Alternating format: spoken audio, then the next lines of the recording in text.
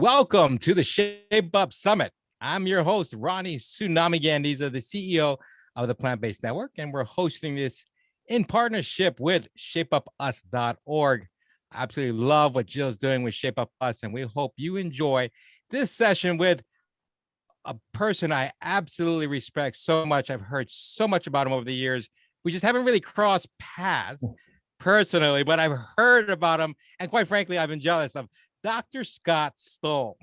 Dr. Stoll is the co-founder of the Plantrition Project, the International Plant-Based Nutrition Healthcare Conference, the International Journal of Disease Reversal and Prevention, and the Regenerative Health Institute, a unique collaborative project with the Rodale Institute. He serves on the advisory board at Whole Foods for their healthcare clinics and served as a member of the Whole Foods Scientific and Medical Advisory Board. Dr. Stoll is the chairman of the board for the Plantrition Project and chief medical director of the Ruby Cooking School. Every year, Dr. Stoll hosts the very popular one-week health immersion, Dr. Stoll's Total Health Immersion in Naples, Florida, and helps attendees recover lost health, overcome addictions, and restore emotional balance. In addition to authoring several books, hosting his own daily TV and radio program, Dr. Stoll has appeared on numerous national shows, including Dr. Oz, a 2018 PBS special, and numerous documentaries, including Eating You Alive, Waiting Till It's Free, and The Game Changers. Ooh, absolutely love The Game Changers, as well as being a published author and member of the 1994 Olympic bobsled team.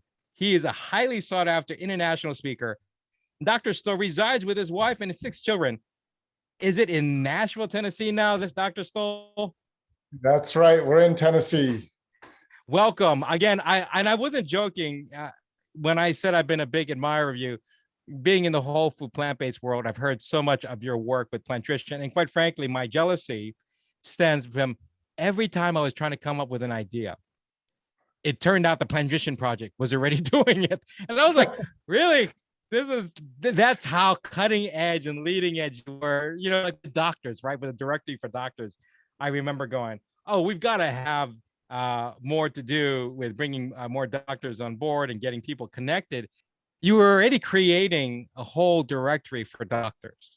So you were already doing so much to connect people together with doctors that were already well aware of the benefits of eating plant-based. So again, thank you so much for what you do.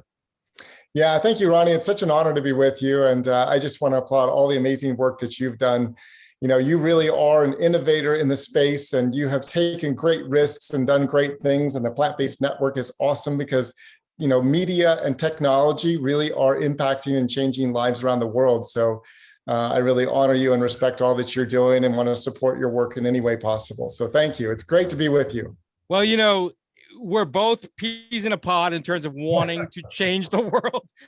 And in this session, we wanted to talk about the power of your plate. And I want you to explain that. What is the power of your plate?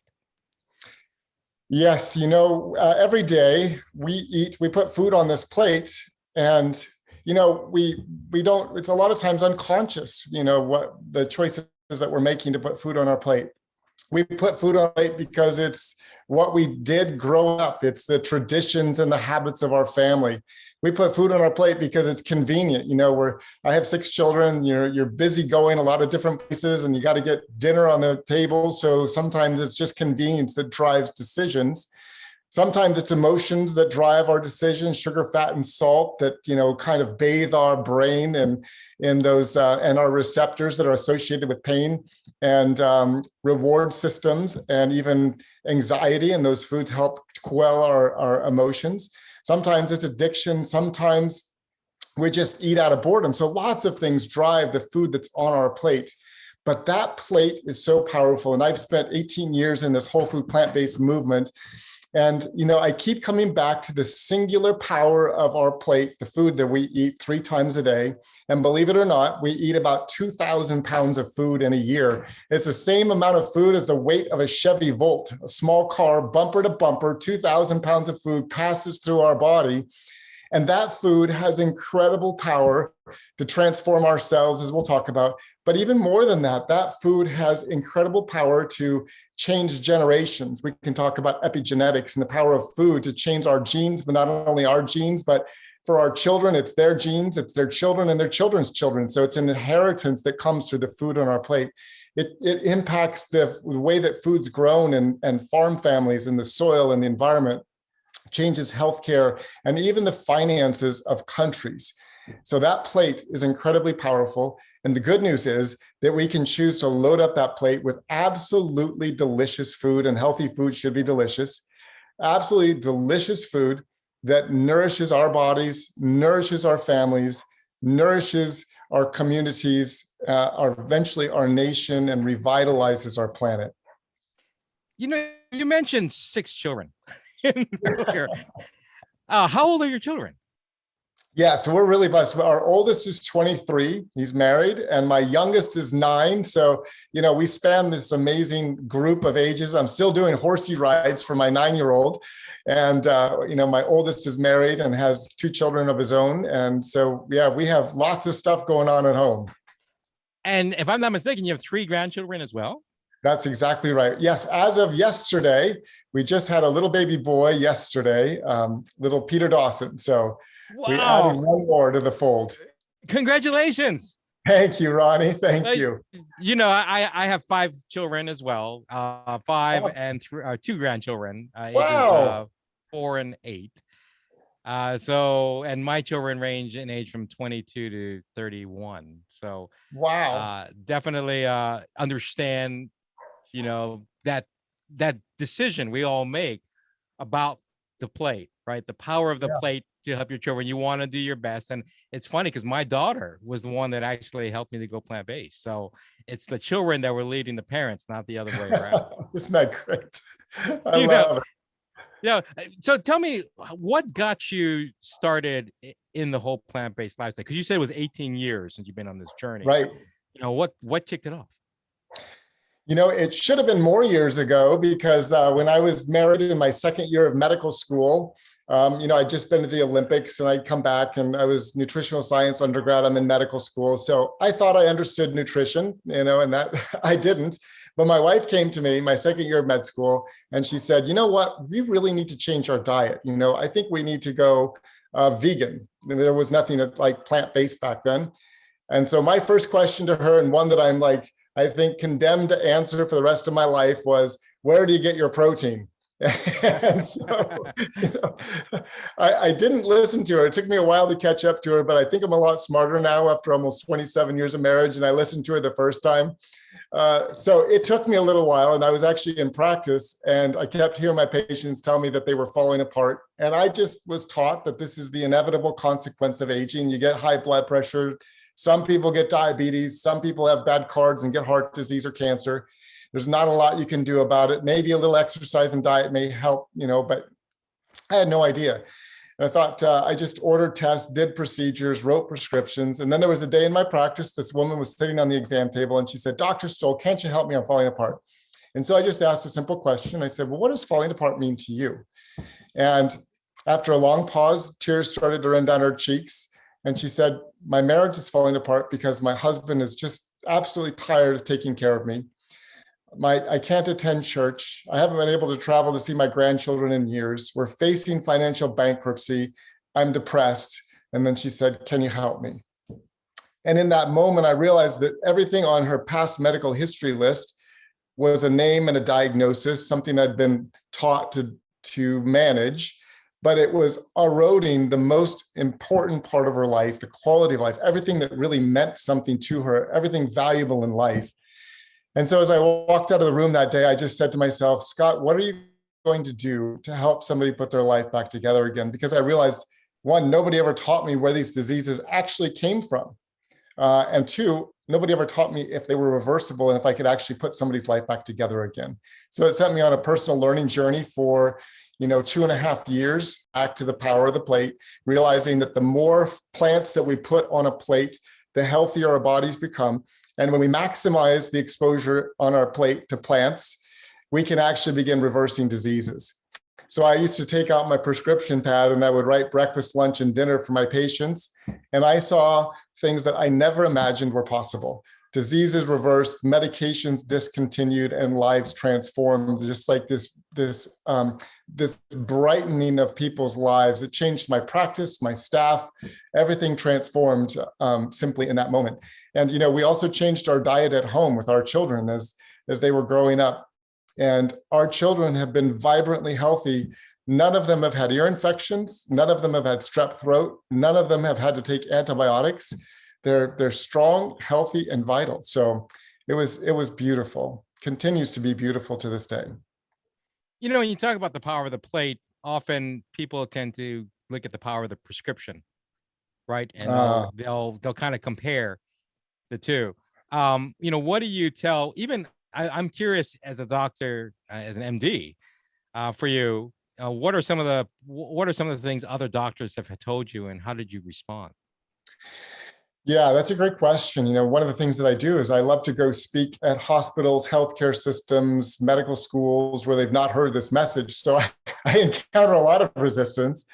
And what I find is that a lot of people think they know, but they just don't know. Maya Angelou has this great quote that I love. She said, I did then what I know how to do, but now that I know better, I do better. And I often find that a lot of people's resistance comes from the fact that they just don't know. And so I love to open up with things that shifts their paradigm, things that they would never think would be possible. So I'll share a testimony of somebody that reversed their disease. For example, I started doing some work in Midland, Texas in 2015.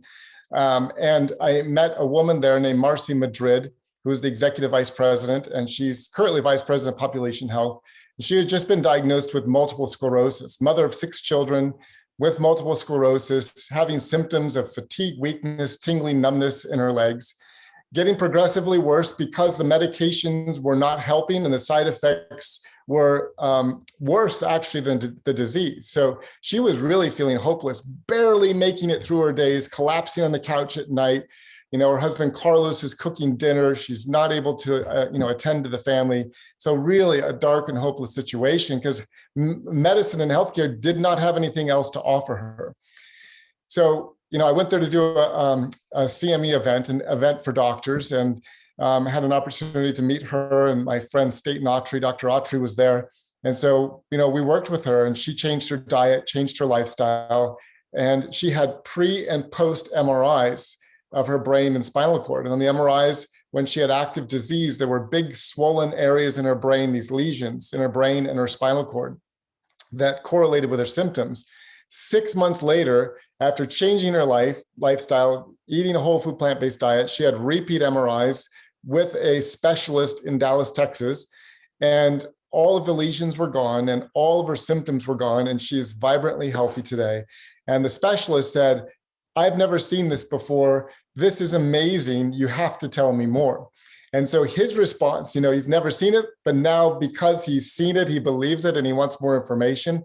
I found that that's really the entryway sometimes into these doctors' offices when they see something they didn't think was possible, but now they believe it's possible. They want more information.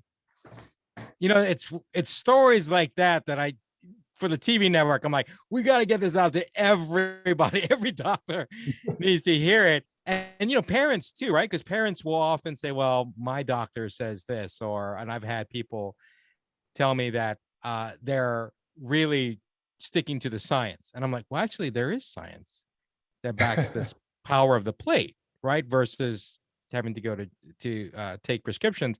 And don't get me wrong, we know that there are certain situations, right, that prescriptions matter. But we're talking about prescribing food. And when you talk to families, parents who've got kids who are facing illnesses, what are you allowed to say? Because within a hospital, there are certain things that there's a perception. And I get to some parents that, well, I talked to my doctor and they're told anyways they have to sell drugs. Like they've got to push drugs on us anyway. So I don't believe anything my doctor's saying. I'm like, well, what is the reality? Yeah, so the reality in healthcare is that most physicians, so many that I meet and know all over the world, we all went into medicine for the same reason, and most of us said this in our interviews for medical school. We went into medicine because we want to help people, and the reality is most people, at the core of who they are as a healthcare provider, they do want to help people. They're in a system that is not conducive to that. It doesn't support helping them. It's not equipped them with the knowledge and education to help people. And so they're kind of stuck. And I think there's really a cognitive dissonance that happens in a lot of healthcare providers. And there's a lot of internal frustration and dissatisfaction, evidenced by the high rates of physician burnout today. And that's why I think this message is so refreshing. We do have a lot of science, as you mentioned, Ronnie. There is great science, and there's a growing body of literature every month around the benefits and the scientific benefits of a whole food plant-based diet and lifestyle intervention for reversing disease. So we have the science, and that's why when we can deliver the science to a healthcare provider, it's a fresh wind into their life. It's like a beautiful spring that washes up over them, that tells them there is a way that you can help your patients. You can actually help yourself and feel better, and practice medicine in the way that you originally wanted to practice when you were interviewing for medical school. The healthcare system still needs to come along in some areas, value-based care, but it's a wonderful message of hope and revitalizes a lot of healthcare providers that we find. And that's why, the healthcare providers that attend our conferences are so excited to learn about this, and they can't wait to get back and begin transforming lives, because that's why they went into medicine. That's why they went into healthcare. I like the fact that doctors are taking more initiative. I notice nowadays to learn, right? Because there's always that pushback. Well, doctors only get very little training, but at the same time, I've seen the reverse too, where doctors are taking and other courses, and they're going in, and whether it's Dr. Campbell's, certificate in plant-based nutrition from Cornell, or attending the cooking classes, right? That we see so many great ones, and your programs as well as going to the conferences. More and more doctors really seem to be taking an interest. Am I mistaken then, or is that? It seems like we see more doctors really caring. No, you're absolutely, Ronnie. And that's the hope of what we're seeing, that in the last 5 years, we have all seen this real momentum pick up kind of globally. Our conferences, in California now, we'll have 1,200 healthcare providers from 26 countries. We're opening a conference in Bangkok, Thailand. I helped start a conference, and we'll do another one this year in Riyadh, Saudi Arabia. We helped start one in Melbourne, Australia, do one in New York. There's conferences in London, all over.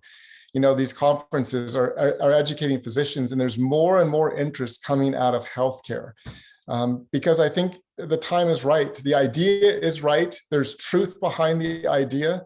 And, we're seeing truth infiltrate healthcare.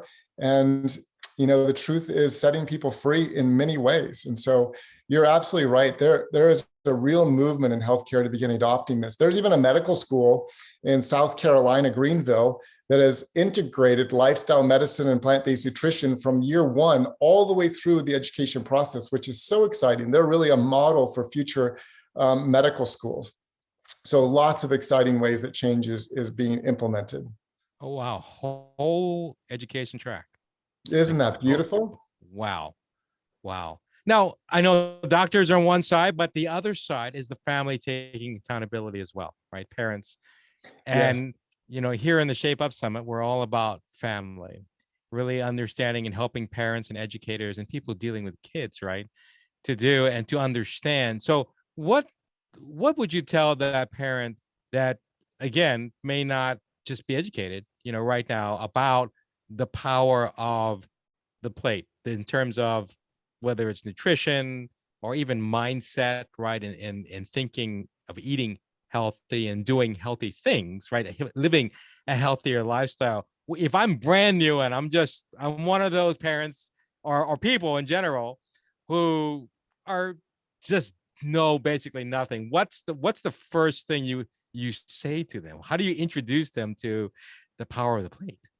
Yeah, one of the things, and especially the people that are watching, I just want to tell you, that, first, it's not your fault. I don't want any guilt to come from this conversation, people feeling guilty that they didn't know or they're feeding your children these foods. I just want to tell you there's no guilt. It's not your fault. All of us have grown up in this culture of food that started after World War II. We were saturated in food and marketing. One interesting thing about marketing with functional MRIs, they find that when people are exposed to brands, like major brands, during a functional MRI, the front of their brain involved in reason, logic, and decision-making shuts off, and the emotional decision-making part of the brain lights up. And so, all of us have been manipulated by this food culture. And so I just want to tell you, it's not your fault. It's the way we all grew up. And just like Maya Angelou said, I did then what I know how to do, but now that I know better, I do better. So we're all learning to do better. One of the things I love to tell parents is that, I know that you want the very best for your children. And this is an amazing way to give them the greatest foundation for their future and to provide an inheritance of health for your grandchildren and your great-grandchildren by feeding your children good food today. And we know that works because of the field of epigenetics. And epigenetics has taught us that, whatever we're eating has the opportunity to turn on and turn off genes. And they found that in 3 months, we can positively impact more than 500 genes, turning off and turning on these switches by the food that we eat. But they've also discovered that when a mother of childbearing age is eating or living a healthy lifestyle, she is positively affecting the genes in her body, positively affecting the genes if she's pregnant of the baby in her womb, and positively affecting the germ cells, the eggs or sperm in that baby. So it's affecting at least 3 generations, herself, her baby, and her grandchildren, by the choices that she's making. And that's a wonderful opportunity inheritance.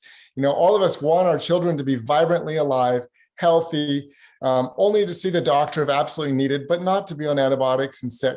And so this is one of the greatest ways to do that. And we know that when we're eating a healthy diet, it optimizes our immune system and dramatically cuts the risk of all infections, ear infections, strep throat, any and all infections. It makes them as disease resistant as possible. It increases their body's ability to heal, protects them against all these future diseases, turns off the cancer genes, helps their brains to think. We even know from the research today that a whole food plant-based diet is going to increase your child's ability to concentrate, to pay attention into school, and to perform better even in school and in learning. Even those children with some learning challenges, they are improved on a whole food plant-based diet. Their ability to concentrate goes up significantly. And in many cases, they can come off of those medications that have been prescribed for attention deficit hyperactive disorder, or whatever the name is given to that. It's often the food that is complicating those issues. It's the dyes, the sugar, fat, and salt, the processed food that's making their condition worse. But with a whole food plant-based diet, they can live a whole life, highly functional, highly successful without these limitations. So it's the greatest opportunity for us to see our children succeed by giving them a powerful plate packed full of plants. That's a lot of peas. Well, you hit so many things within that, but to really talk about the power of the plate going beyond just the immediate person now, right? I think that was interesting to hear, because I've heard that from several people talking about the impact of the plate, literally down your lineage, right? To your the DNA level, and being passed from generation to generation. This isn't just about you getting healthy, or even your child that you're feeding at that moment getting healthy, but their kids, actually being impacted by what they eat, literally changing their DNA and how healthy kids are when they're born. Is that correct? That's correct. That's correct. That's the field of epigenetics, and it's incredibly powerful and empowering at the same time to know that, if I inherited a risk of type 2 diabetes and heart disease, that does not have to be my future or my destiny, nor does it have to be the destiny of my children, they never have to navigate that channel of going to the doctor, getting medications, having insulin, all the complications, heart disease, a bypass surgery. They will never have to see that in their future if they make the right choices today. And that's incredibly empowering, I think, for individuals and for families. So to get started, what are some of the first things you recommend parents who are just learning, again, about this great power, again, not just for themselves, but literally future generations? What do you tell them to first do, other than forgive themselves? We know we got to forgive themselves. Yeah, number one. Which is number two I had is to do important that. too. What's number two? Number two. Excuse me. Number two is lead with love. So we always lead with love. It's very easy to get excited about something and try to control the situation, but we want to lead with love. Number three is actually controlling the environment at home. We need to create a safe zone at home, and it eliminates all of the challenges of food fights, food arguments, food police, all of those issues that can come up because the children know that there are chips, candy, whatever, soda in the pantry, and they will fight for it, and they will wear down, the best Marine drill sergeant. they're tough. So, for all of us to just avoid that, just create a safe zone at home where you get rid of all the garbage and you load your house up, your cupboards, your pantry with healthy, delicious food, and you give them access to the food. Tell them eat as much as you want of all these healthy, delicious foods. And that allows them the opportunity to, develop their own initiative and make decisions around food. Number three is actually get them involved in food at home. The research has shown that when children are involved in the cooking process and the shopping, they will eat foods that they would have never eaten before. So pull them into the kitchen, give them a dull knife, let them cut cucumbers or, whatever you can do to involve them in that process. Give them some autonomy. At our home, our two younger children will do like a kitchen cook-off, and we'll give them some things to cook, and they cook dinner for the family, and it's amazing. It taps into their creativity and their autonomy. So we make food fun at home.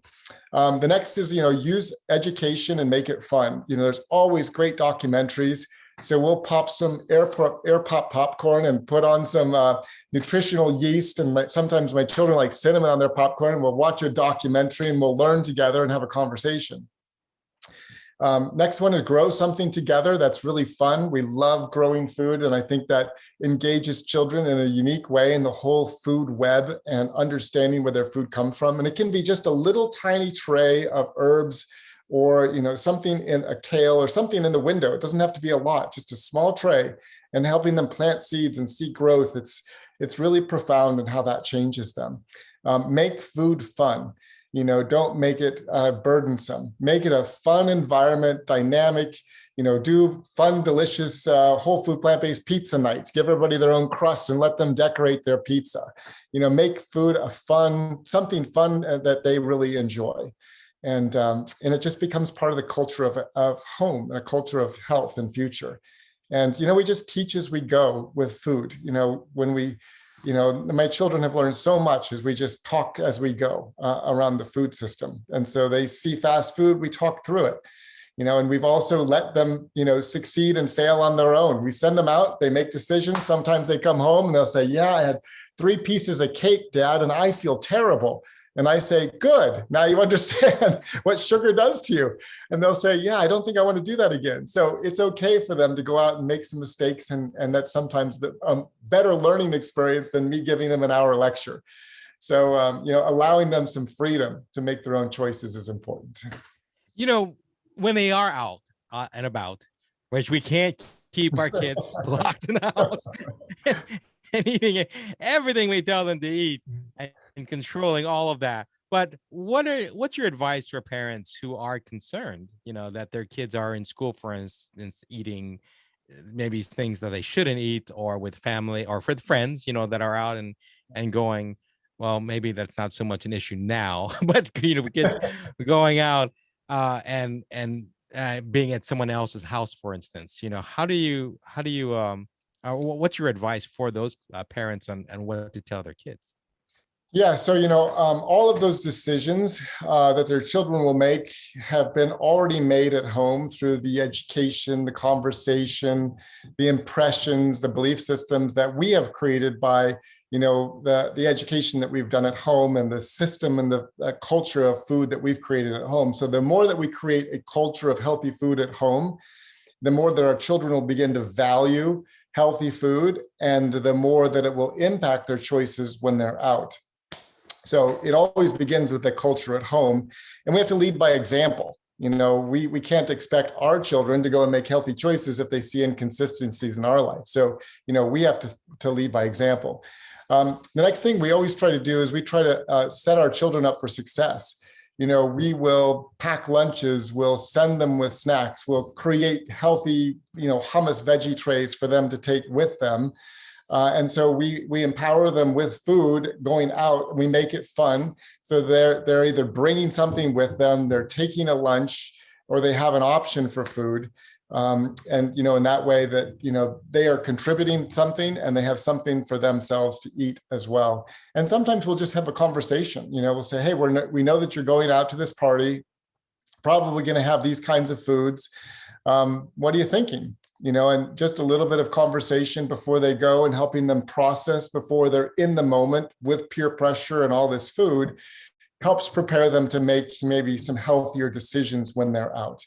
And then it's important to process when they come home, just like I talked about the cake, but if they come home, we don't want to condemn them. We don't want to use guilt or shame to motivate, but just, saying, hey, what were you thinking? Why'd you make that choice? And, what do you think you can maybe do better next time? And, I think it's striking that balance. But, I think it's really important, as I just mentioned, I want to just hit it again because I think it's so important. It's easy for parents, and we've all been there. I've done it, where we use, guilt, shame, something as a motivator that doesn't empower them. We always want to use powerful motivators that help them to know how to make a better choice rather than condemning them and driving them inside.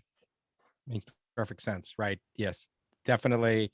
As I say, when people connect the dots themselves, as opposed to you drawing the picture for them, it's actually more impactful, learning wise. And kids can draw pictures too for themselves. They can connect the dots. But this is just my education background going into effect there. Now, I know you've got a number of projects that talk about this power of the plate. Obviously, the Plantrition Project's been out there for years and has done so much to impact people. I know people that have gone to the conferences and came back saying, oh my gosh, just to know that they're like-minded individuals along that same path, and it gives them motivation to continue more. Tell us more. What are you working on right now? Yeah, so a couple of things I want to mention. I wrote a white paper with the Rodale Institute last year. So it's called The Power of the Plate. And it was a collaborative project between Plantrition Project and the Rodale Institute. And Rodale is the leader in organic agriculture kind of globally. They helped to create the USDA organic label and have helped turn millions of acres of conventional farming into organic farming. And it's important for a number of reasons, including preserving our topsoil. So we wrote a white paper on the Power Plate, which is a free download. You can look it up either at Plantrition Project or the Rodale Institute. And it really just is a document that highlights the impact that plate has on everything from soil health and stewarding the soil and the land for future generations, to the environment, to healthcare and individuals. And it's a really nice kind of comprehensive summary document. I mentioned earlier, we've got conferences going all over the world. We have the International Journal of Disease Reversal and Prevention, which is a journal that we created to document the science, the ongoing science of reversing disease with a whole food plant-based diet and lifestyle. I'm working on a technology project, which will hopefully create an ecosystem for a lot of these things to evolve, called Health Centric, and a number of other projects in various places. But it's my heart is always working with families, obviously, because I have 6 children, now 3 grandchildren. I love working with families, and I love empowering families in any way possible. And one of the resources that we created at the Plantrition Project is a quick start guide for families called the Pediatric Quick Start Guide. And that's available at plantritionproject.org. And it's a wonderful guide for children and families that reviews the science of plant-based nutrition for children, answers a lot of the questions that parents might have, and even is a great resource for physicians that are new to the area and want to learn more. We'll have links to all of that, so I will personally put that in to make sure that everyone got access to that. And I know some of these projects just because your name keeps popping up every time I'm talking to someone. They're like, "Oh, we're working with Scott Stoll, plant nutrition project." Really? Yeah, I know. Yeah, I know he's doing that. So I know of him. So I know you've got your hands in quite a few different projects because again of the work that you've been doing. I know you just moved to Tennessee with that, and so I'm just curious, are you practicing in Tennessee, like as a seeing client or patients, or are you just working on other projects? Yeah, I'm working on other projects. I'm working on getting my license. And, through the years, I have such a big friends and family practice now that I don't even know that I need to open a practice because I get so many referrals every week. So I take care of friends and family. I'll have a Tennessee license hopefully in the next year. And I love collaboration. So somehow I find my way into all these projects. And I absolutely love working, all around the world. And I just, this week, I started on a project in Jamaica, working with churches to start community gardens and education of their members and the healthcare providers in the community. So I love collaborating. I think that's such a powerful idea. So often in our culture, we've always been like this, where there's like one person at the top and it's always top down. I've really been a believer in like the inverted organizational chart where, all of us start working with lots of people, and it's the collaboration through many people that affects significant change. So yeah, I look forward to hearing more because, like I said, your name comes up, and I can see that collaboration, and I wish more people would be collaborative as opposed to kind of maintaining a little empire, if you will, or trying to set up a name. But in this space, we know the power of the plate is becoming more and more popular out there, and we just need to keep driving forward. And this collaborative effort, like I said, I just keep hearing great things about what you're doing. So how can people, where would you say people should go to learn more about these efforts of yours? Yeah, so the Plantrition Project is plantritionproject.org. That's an easy place to find out some of the things that we're doing. The journal is free, so it's open source. It's free to anyone. It's ijdrp.org, International Journal of Disease Reversal and Prevention.org.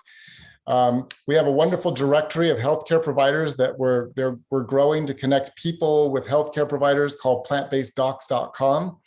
I have a website, drscottstoll.com, that lists a few other initiatives that I'm doing, and you can always connect with us on our Facebook and Twitter page at Plantrition Project. So those are all great places to connect. Excellent. We'll put all those links for all our viewers here. And Dr. Stoll, I know you're a busy man. We've heard all the projects you've been working on here. So we want to thank you so much for being a part of this first Shape Up Summit. It's really been an honor, Ronnie. Thank you. And I'm honored to meet you. I've heard so much about you and all the dynamic work you're doing. So I appreciate it. You don't look like a father of 5 with grandchildren. You look so young and vibrant. I know the power of the plate has been making you look young and healthy and vital. So I really appreciate that. And I just want to honor Jill Steinbeck and everybody at Shape Up US. They've done an amazing job of reaching communities all over the nation. She is a dynamo. And I just want to honor her and all of her work and appreciate this opportunity. Thank you. Definitely. Jill's, I'm a fan of Jill, and both you and I are both on the advisory board for Shape Up US. So we are extremely passionate about helping and supporting their mission. So again, thank you so much. Yeah, thank you, Ronnie. Have a wonderful day. And thanks to all of you for joining us.